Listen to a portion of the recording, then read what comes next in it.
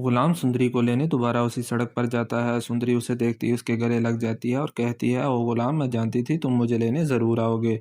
वो सुंदरी को लेकर हवेली के लिए निकल जाता है और अपने क्वार्टर में ले जाकर छुपा देता है और अगले दिन अस्पताल के लिए निकल जाता है। सुंदरी गुलाम के क्वार्टर में छुपकर बैठी होती है कि उसी वक्त बादशाह गुलाम से मिलने वहां पहुंच जाता है। उसकी नज़र सुंदरी पर पड़ती है तो उसके होश उड़ जाते हैं। वो उसके करीब आता है और उसका हाथ पकड़कर सीधा अपने साथ हवेली ले जाता है और जहां के सामने ले जाकर खड़ा कर देता है।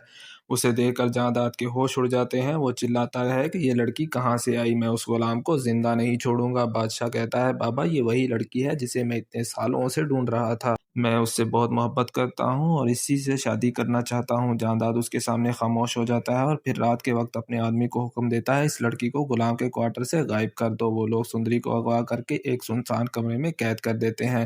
गुलाम घर वापिस आता है तो लाजो मांस उसे बताती है कि बादशाह यहाँ क्वार्टर में आया था और सुंदरी को जबरदस्ती जहांदार सरकार से मिलवाने हवेली ले गया है। गुलाम इस बात पर बेहद परेशान हो जाता है और कहता है कि अब जहांदार सुंदरी को जिंदा नहीं छोड़ेगा।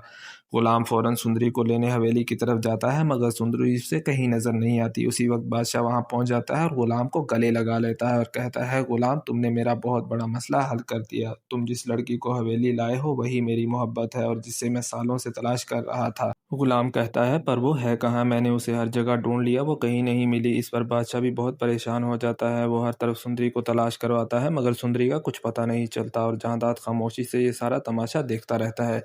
फिर बादशाह से कहता है, मुझे लगता है ये सब गुलाम की हरकतें हैं। वो नहीं चाहता कि तुम्हारी शादी उस लड़की से हो, इसलिए उसने खुद इसे गायब करवाया होगा। इस तरह बादशाह गुलाम का दुश्मन बन जाता है मगर गुलाम समझ जाता है कि ये ज़रूर जहांदाद की ही चाल है। गुलाम जहांदाद के पास जाता है और उससे कहता है, ये सब आप क्यों कर रहे हैं? जहां मैं जानता हूँ सुंदरी आपके ही पास है। जहांदाद कहता है, मेरे मना करने के बावजूद तुम उसे यहाँ हवेली लेकर आए हो और अब चाहते हो मैं उसकी शादी अपने बेटे से करवा लूं। मैं उस लड़की को जिंदा नहीं छोड़ूंगा। बाहर खड़ा बादशाह ये सारी बातें सुन लेता है और जहांदाद के सामने आकर कहता है, मैं सोच भी नहीं सकता कि आप मेरे साथ ऐसा करें।